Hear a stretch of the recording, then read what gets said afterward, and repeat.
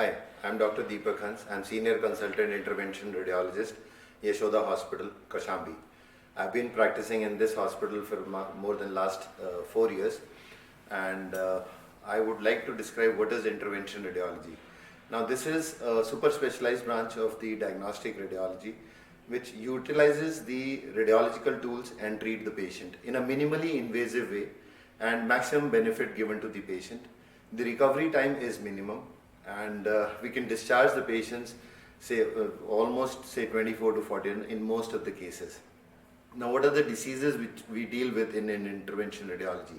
For example, patient is presented to us with the peripheral arterial disease with severe claudicant.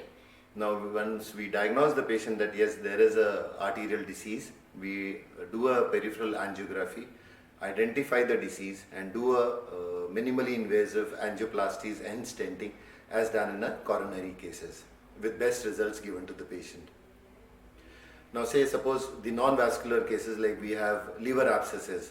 Now, diagnosed liver abscess on ultrasound, we again utilize the ultrasound machine and then place a pigtail catheter into large liver abscesses, which usually they have impending rupture or already been ruptured, and place a say 14 or a 16 French pigtail catheter into the liver abscess in a minimally invasive way, and the maximum result again given to the patient.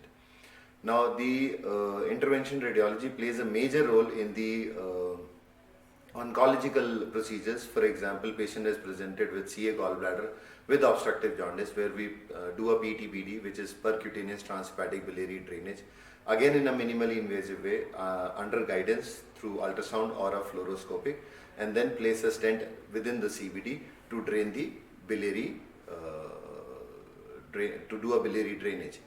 Now, another important role of intervention radiology in hepatocellular carcinoma, in which the medical chemotherapy is not very well recognized, where we do a targeted chemotherapy within the liver tumor, and we place the catheter into the hepatic artery supplying the liver tumor, and we give a cytotoxic treatment with maximum results given to the patient.